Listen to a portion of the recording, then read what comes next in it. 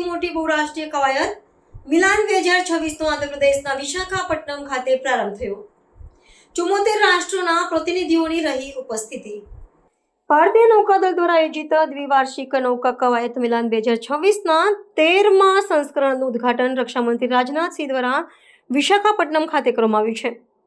18થી 26 ફેબ્રુઆરી દરમિયાન ચાલનારી આ કવાયતમાં વિશ્વના 74 જેટલા દેશોના નૌકાદળના જહાજો, વિમાનો અને ઉચ્ચ સ્તરીય પ્રતિનિધિ મંડળો ભાગ લઈ રહ્યા છે.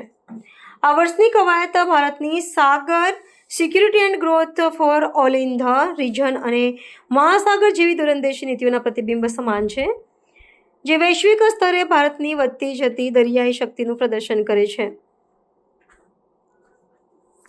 આ કવાયત 2 તબક્કામાં વહેંચાયેલી છે, જેમાં પ્રથમ તબક્કા હેઠળ બંદર ખાતે વિવિધ સેમિનાર અને વ્યાવસાયિક ચર્ચાઓ યોજાશે, જ્યારે 21 ફેબ્રુઆરીથી દરિયાઈ તબક્કાની શરૂઆત થશે.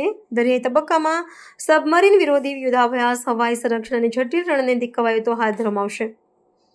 આ વર્ષે પ્રથમવાર જર્મની, ફિલિપાઇન્સ અને સંયુક્ત આરબ અમીરાત જેવા દેશો પણ આ કવાયતમાં સામેલ થયા છે, જે આંતરરાષ્ટ્રીય મંચની વ્યાપકતા અને સ્વીકાર્યતા દર્શાવે છે.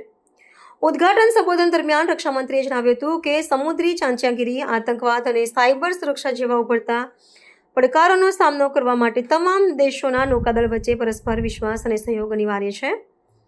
આ કવાયત માત્ર સૈન્ય તાકાતનું પ્રદર્શન નથી, પરંતુ તે મિત્ર દેશો વચ્ચેના સંબંધોને મજબૂત કરવાનું અને દરિયા ક્ષેત્રમાં શાંતિ જાળવવાનું એક મહત્વનું પ્લેટફોર્મ છે.